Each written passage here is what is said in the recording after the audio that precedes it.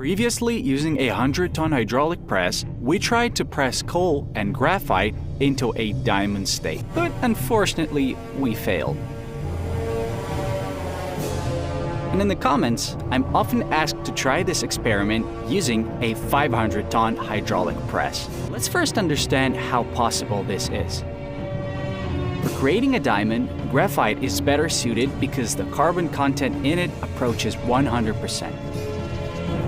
The transformation of graphite into a diamond occurs at a pressure of 50,000 atmospheres and a temperature of over 1,000 degrees. The smaller the piston, the less force is required to achieve the same pressure.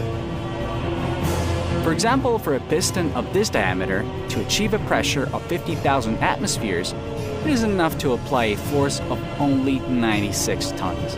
And for pistons with a diameter of 1 centimeter, it is enough to apply a force of 40 tons. Well, again, the question of the strength of the piston material is acute. The piston material is steel 45 hardened to 40 units on the Rockwell scale. I wonder what load this whole structure will withstand.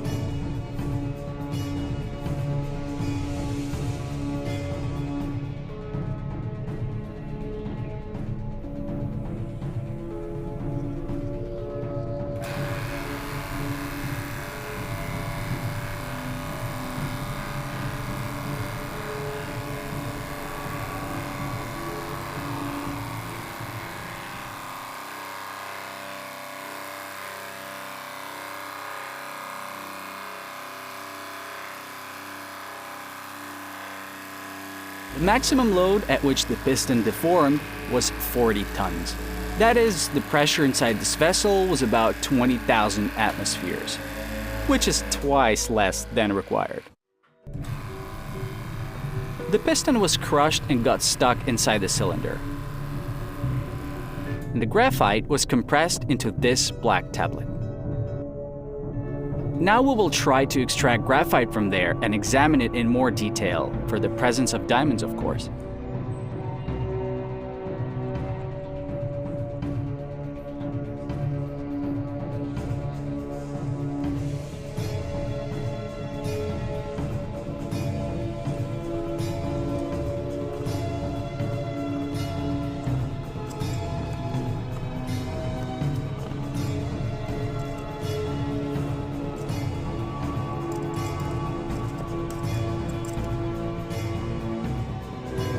We will continue the experiment. The piston of the second vessel is made of high-speed steel. This is perhaps one of the hardest steels, if not the hardest. Hardness over 60 units on the Rockwell scale. The piston diameter is slightly less than 10 millimeters.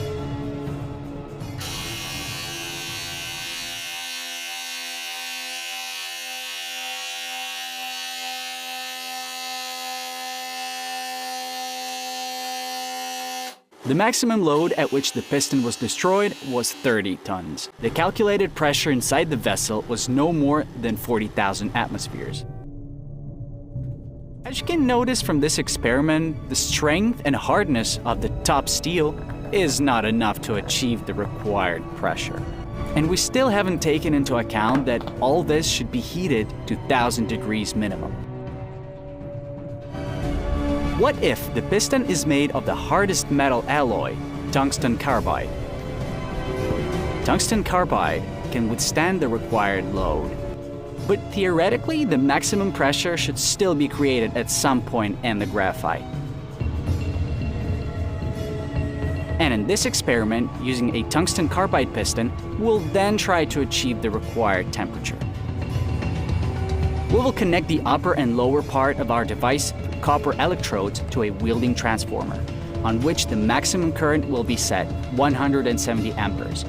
When the press starts pressing on the piston, the pressure in the vessel will begin to increase. We will turn on the wielding transformer and hope that an electric arc will appear inside. During arc wielding, the temperature of the arc is over 2,000 degrees. So, if all goes well, we will have more than a twofold temperature reserve.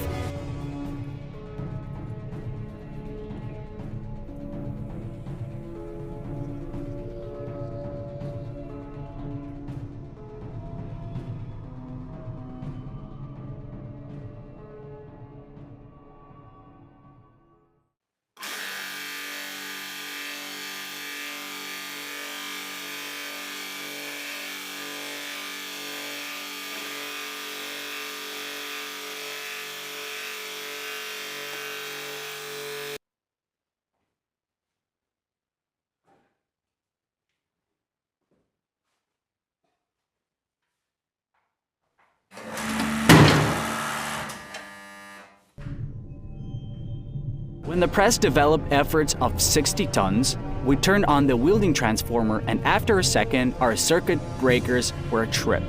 The light went out, but the press continues to hold this load. Within a couple of seconds, the light appears, the wielding transformer turns on, and the press finally destroys the tungsten carbide piston. We achieved a pressure inside this vessel of about 70,000 atmospheres, against the required 50,000. And whether any heating occurred there, whether an electric arc passed through, who the hell knows?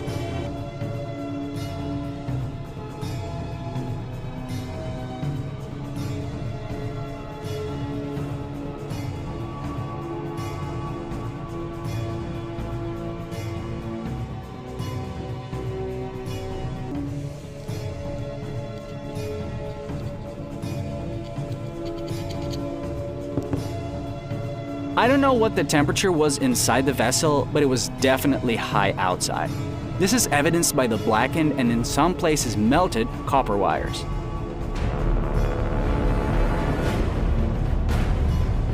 I just couldn't figure out how to take a closer look at all this.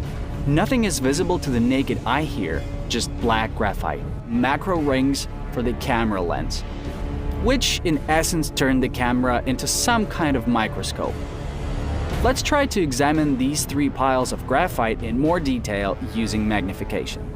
This is what the graphite looks like after the first experiment, where the pressure was 20,000 atmospheres.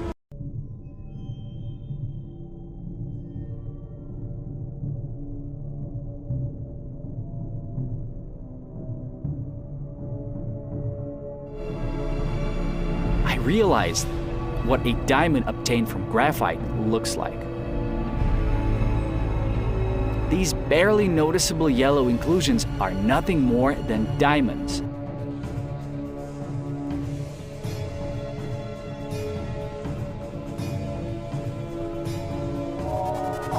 Who would have thought that you can create diamonds yourself? Of course, the cost of this method of obtaining is questionable, since in this case we used a 500-ton hydraulic press. The cost of a new such press is about $100,000. And our diamonds here turned out, let's say, not the largest ones ever. The diamonds turned out to be so small that I can only see them through this microscope, so to speak. They're not noticeable with the naked eye in this black pile of graphite. And these are yellow industrial diamonds. Their cost is slightly less than of natural diamonds. By the way, about a year ago, we tested technical yellow diamonds for strength with a hydraulic press. I accidentally managed to hook one of the largest pieces with a needle right here. Now, let's try to measure its size with a micrometer. The size of this piece right here is 15/100ths of a millimeter, which is slightly thicker than a human hair and is comparable to the thickness of an ordinary sheet of paper. And the cost of such diamonds, let's say of this size, is not very high. Write in the comments where, in your opinion, such diamonds could be actually used.